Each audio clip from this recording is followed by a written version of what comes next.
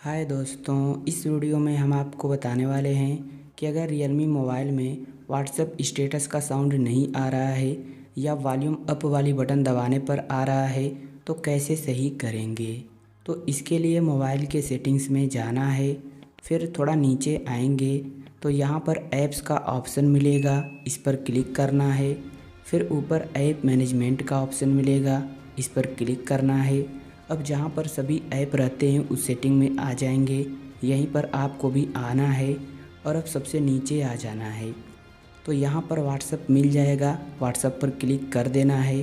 Click करने के बाद अब यहाँ पर फोर्स स्टॉप का ऑप्शन है, इस पर क्लिक करना है और फोर्स स्टॉप कर देना है। इतना करने के बाद अब यहाँ पर स्टोरेज यूजेज का ऑप्शन है, इस पर क्लिक करना है।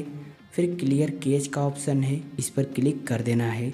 क्लियर डाटा नहीं करना है और गाइस क्लियर कैच करने से कुछ भी डिलीट नहीं होगा। फिर वापस आना है होम स्क्रीन पर।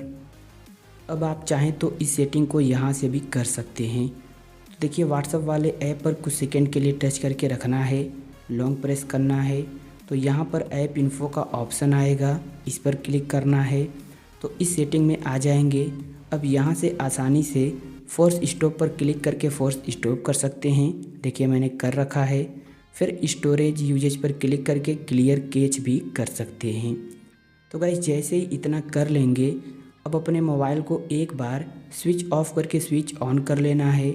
आप चाहें तो देखिए रीस्टार्ट भी कर सकते हैं। तो जैसे इतना कर लेंगे अब WhatsApp को ओपन करके स्टेटस प्ले कर सकते हैं। तो गाइस जो भी प्रॉब्लम रहेगी सही हो जाएगी। तो उम्मीद है वीडियो आपको पसंद आई होगी, तो वीडियो को लाइक और चैनल को सब्सक्राइब कर लीजिए।